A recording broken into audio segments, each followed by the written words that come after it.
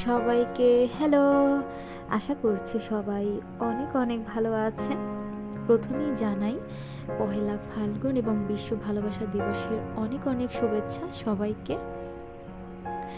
আজকের এই সুন্দর দিনে আমার নিজের জন্য একটা ছোট্ট উপহার আমি নিজেকে দিয়েছি, আর সেটা হচ্ছে কলকা আর্ট। অনেক দিন পর হচ্ছে কলকা আর্ট করলাম। লাস্ট কবে করেছি আমি নিজেও ভুলে গিয়েছি।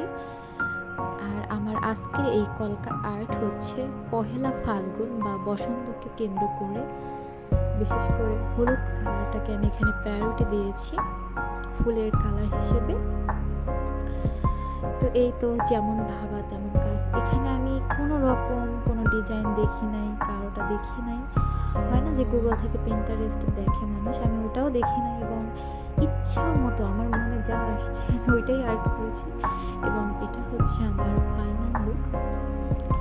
যাই হোক, এবার চলে এটাকে হচ্ছে আমি একটু ছাদে গিয়ে দেখাবো যে আসলে কত সুন্দর হয়েছে। এটা আমার কাছে খুবই ভালো লাগছে।